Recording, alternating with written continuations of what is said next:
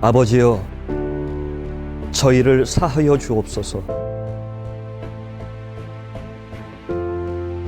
내가 진실로 네게 이르노니 오늘 네가 나와 함께 낙원에 있으리라.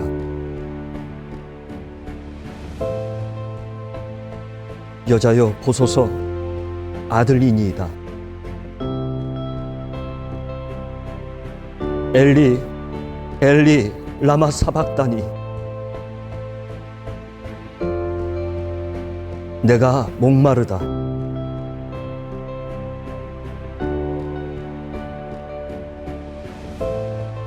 다 이루었다.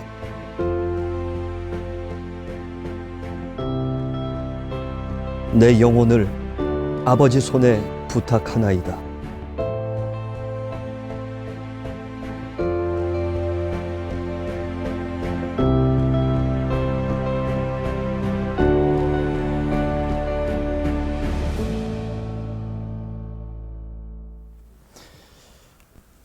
오늘 우리에게 주시는 하나님의 말씀은 누가복음 23장 46절의 말씀입니다.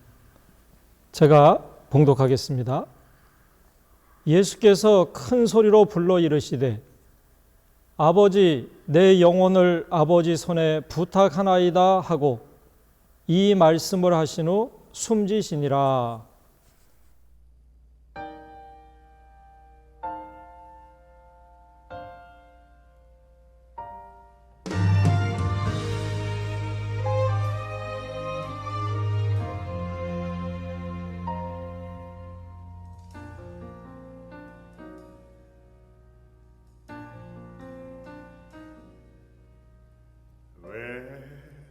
십자가를 지셨나. 하늘 귀한 영광 버리고 왜 십자가를 지셨나. 하나님의 아들임을 버리고 왜 물과 피 쏟으셨나. 아무 죄 없으신 어린 양 왜 물과 피를 쏟았나. 조롱 멸시하니 나를 위해 그저 사랑하기 때문에, 너무 사랑하기 때문에 이토록 못난 날, 이토록 약한 날 위하여 십자가를 택하셨네.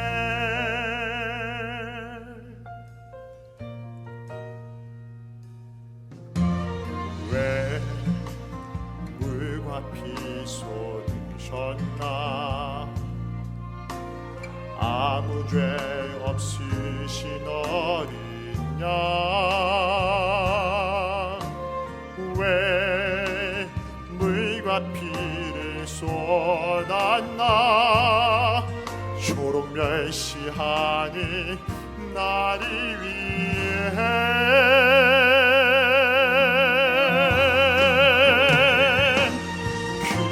사랑하기 때문에,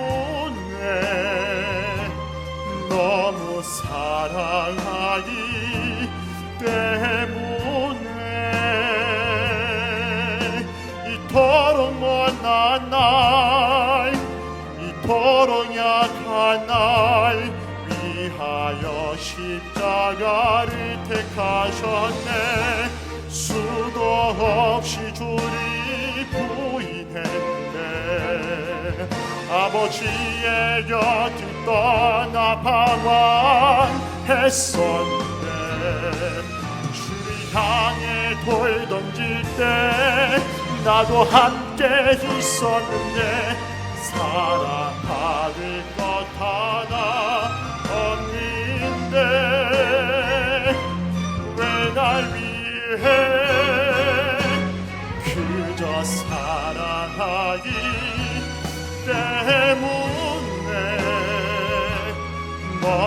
사랑하기 때문에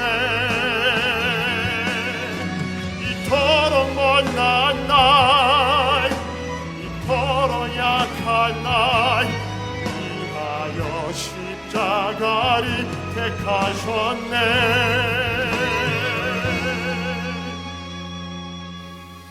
이토록 못난 날, 이토록 약한 날 위하여 십자가를 택하셨네.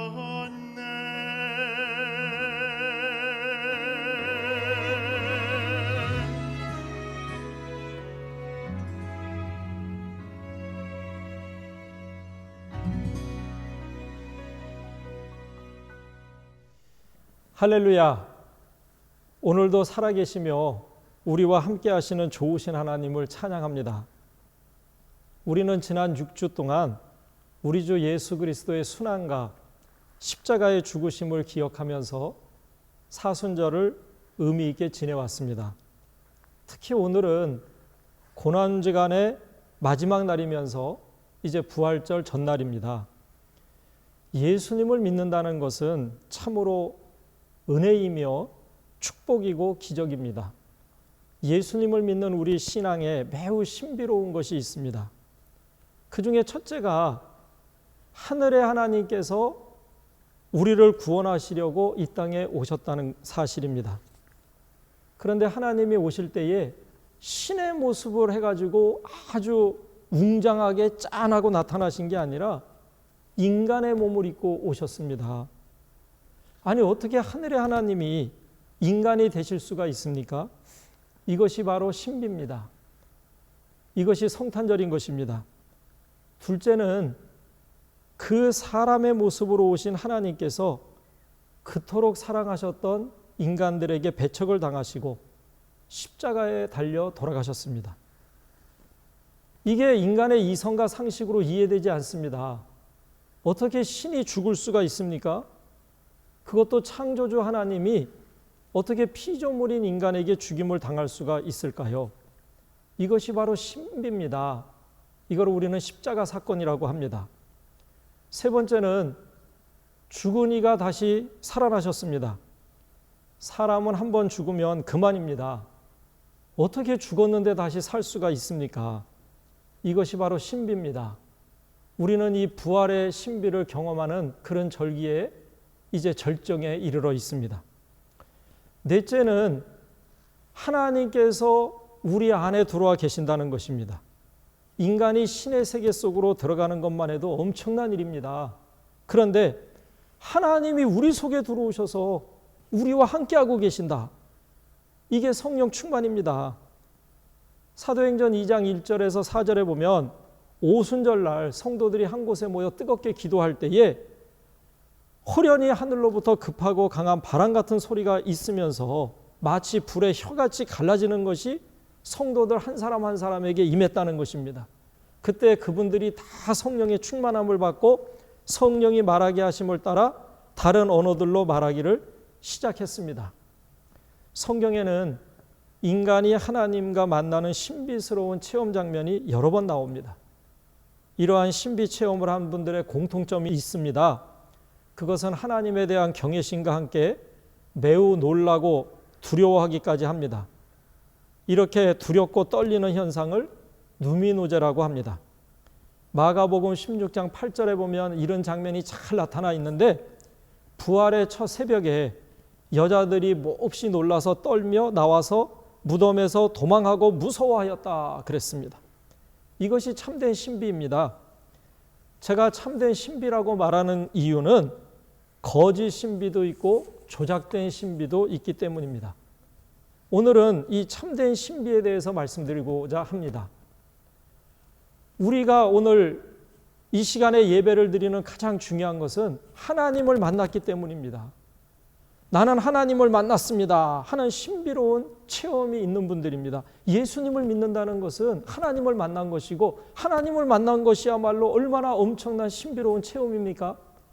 이 세상에 그 누구도 이성과 상식과 경험을 가지고 이것을 설명할 수는 없습니다.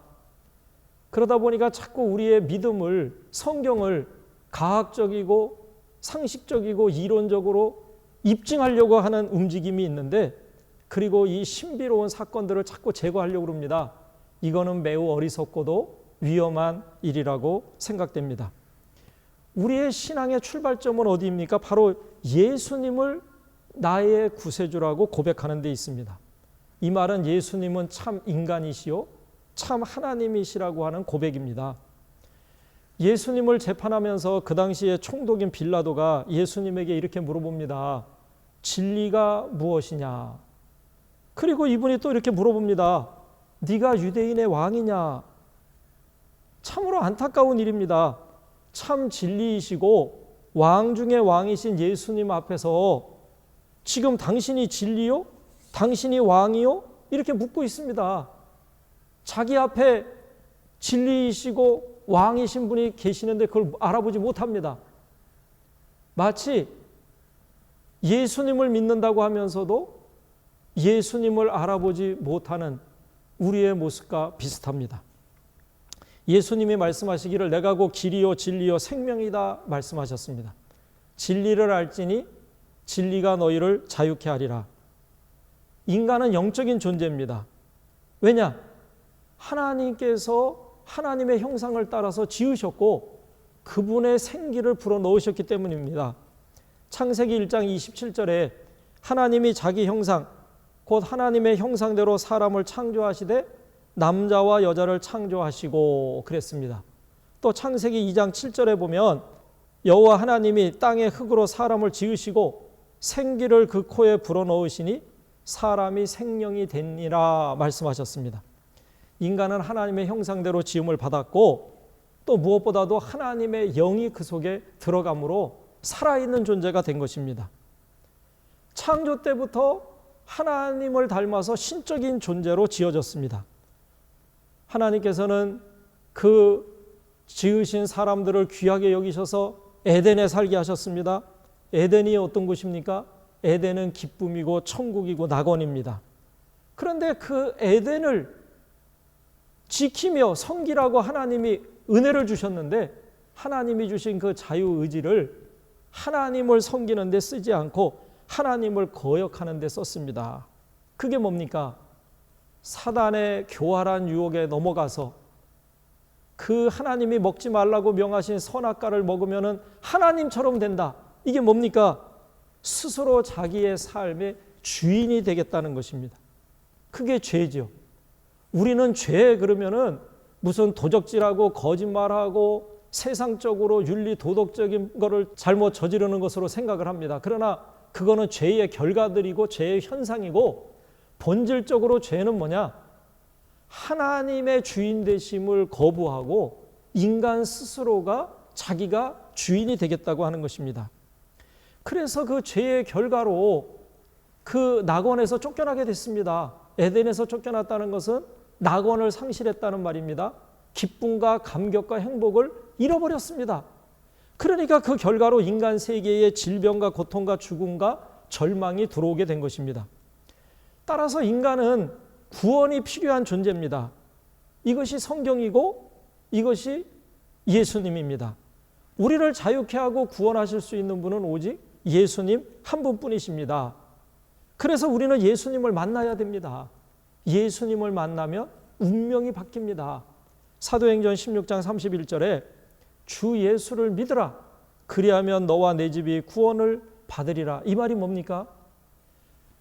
에덴에서 쫓겨난 인간이 에덴을 회복하는 것입니다. 예수님을 만나는 사람에게는 운명이 바뀌는 역사가 일어나는 것입니다. 불행한 삶이 행복한 삶이 되고 질병에서 건강한 삶으로 바뀌고 절망의 사람이 소망의 사람이 되며 어둠에서 빛으로 저주에서 축복으로 사망에서 생명으로 인생이 바뀝니다.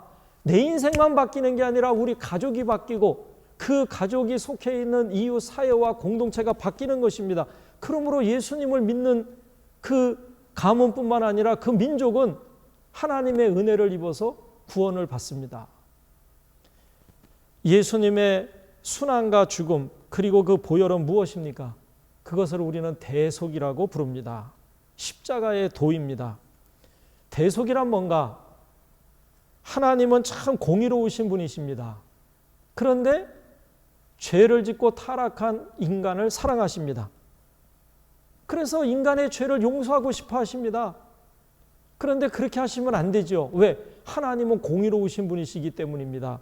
그래서 하나님이 한 가지 방법을 내셨는데 그것은 죄 없는 누군가가 대신해서 죄인인 인간을 위해 죽는 것입니다. 그래서 우리의 죄를 대신해서 죄 없으신 예수님께서 십자가에 달려 돌아가셨습니다. 예수님은 우리의 죄의 값을 대신 지불하신 것입니다. 그래서 하나님은 우리를 용서하시면서도 하나님의 공의로우심을 나타내셨습니다. 이 모두가 하나님의 놀랍고 크신 사랑에 근거한 것입니다.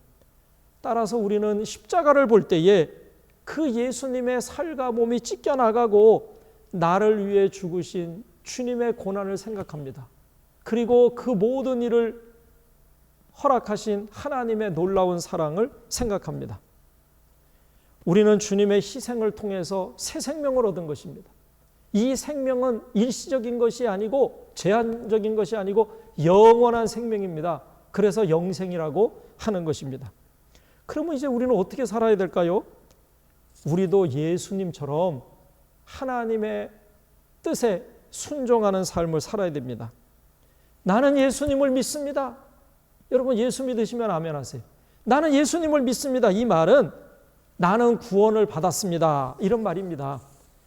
내가 구원을 받았다는 것은 이제 죄와 저주와 불행과 실패와 질병과 모든 어두움은 물러가고 하나님의 은혜 세계 속으로 들어왔다는 것입니다. 이것이 기쁨이고 승리고 축복입니다. 은혜입니다. 어떤 상황에서도 반드시 승리하게 되는 것입니다. 예수님께서 십자가에 달리셔서 이제 7 말씀을 하셔서 우리가 가상칠언이다. 십자가상에서 7마디 말씀을 하셨다. 그 중에 마지막이 아버지여 내 영혼을 아버지 손에 부탁하나이다. 내 영혼을 아버지 손에 부탁합니다. 이 최후의 말씀은 어둡고 버림을 당한 시간들이 지난 후에 예수님의 마음속에 하늘로부터 오는 평안이 가득했음을 보여줍니다. 하나님 아버지와의 관계가 다시 친밀하게 회복되었음을 보여주는 것입니다. 예수님께서 영적으로나 육적으로 모든 고난과 아픔과 그 슬픔을 당하신 후에 그 모든 것이 하나님의 뜻에 의한 것이고 또 온전히 이루셨음을 보여줍니다. 예수님은 타의에 의해서 죽임을 당하신 것이 아니라 스스로 우리를 구원하시기 위하여 희생 제물이 되심으로 자기의 생명을 내어주셨습니다. 오늘 주님의 이 마지막 말씀은 하나님의 용서하심과 그 거룩한 희생 제물 곧 예수 그리스도의 흘리신 보혈을 믿는 자들에게 완전한 회복을 의미합니다. 주님이 돌아가실 때 성전 휘장이 위에서부터 아래로 찢어졌다고 그랬습니다. 중간까지 찢어진 게 아니라 완전히 찢어졌다고 했습니다. 하나님과 인간 사이에 막힌 것이 허물어졌습니다. 이제 죄와 슬픔과 저주와 불행은 물러가고 하나님과 이제 화목하게 된 것입니다. 우리는 오직 믿음으로 구원을 받습니다. 믿는 자들이 죽을 때에 자신의 영혼을 주님께 맡기는 것은 바로 예수님께서 먼저 우리에게 모범을 보여주셨기 때문입니다. 하나님은 우리를 창조하셨고 우리에게 생기를 불어넣으셔서 생명이 되게 하셨습니다. 우린 보통 사람이 아닙니다. 여러분 예수를 믿는다고 하는 그 말은 그냥 일반적인 그런 게 아닙니다. 하나님이 엄청난 값을 치르시고 곧 우리 주 예수 그리스도의 그 십자가의 보배로 오신 핏값으로 우리를 구원하셨다는 것입니다. 그러니까 내가 예수를 믿습니다. 나는 구원받았습니다 하는 것은 나는 하나님께 속한 사람입니다.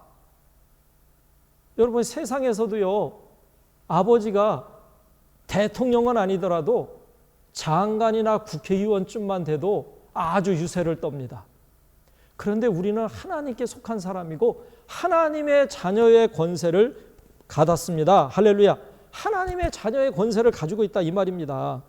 그러니 예수님께서 내 영혼을 아버지 손에 부탁하나이다 하실 때의 그 말씀이 하나님과의 친밀한 관계를 보여주는 것처럼 우리도 우리의 영혼을 주님께 맡깁니다. 이런 삶이 되어야 될 줄로 압니다.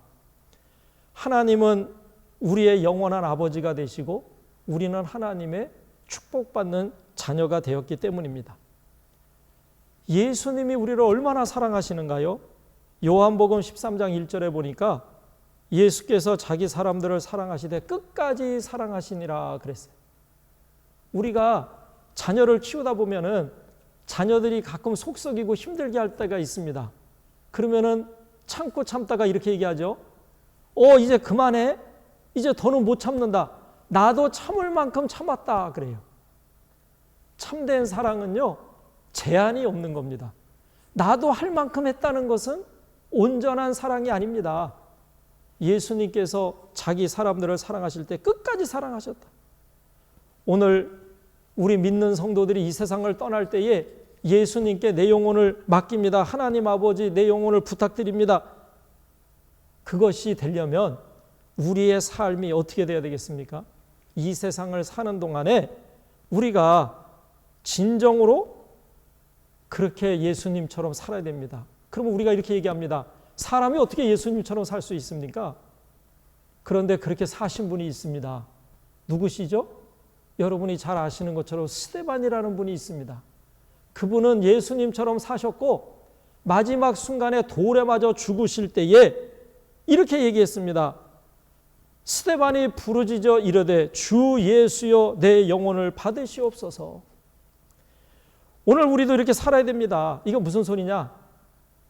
예수님께서 아버지여 내 영혼을 아버지 손에 부탁하나이다. 이것이 현대를 살아가는 우리에게 무슨 의미가 있습니까? 이 세상 살 때는 자기 마음대로 살고 자기 고집대로 자기 뜻대로 자기 이성과 상식과 경험에 따라서 살다가 마지막 순간 죽을 때에 하나님 아버지 저의 영혼을 부탁합니다 하는 것은 얼마나 이기적입니까? 그렇지 않습니까? 오늘 우리는 이 세상을 살 때에 예수님께서 하나님 아버지의 뜻에 순종하신 것처럼 스데반께서 그렇게 사신 것처럼 우리도 하나님 중심으로 교회 중심으로 성경 말씀 중심으로 살다가 마지막 이 세상 떠나게 될 때에 아버지 내 영혼을 아버지께 부탁드립니다. 이런 믿음이 되기를 소원합니다. 사도 바울은 갈라디아서 2장 20절에 내가 그리스도와 함께 십자가에 못 박혔나니 그런즉 이제는 내가 사는 것이 아니요 오직 내 안에 그리스도께서 사시는 것이라. 내가 사는 게 아니다 이 말이에요.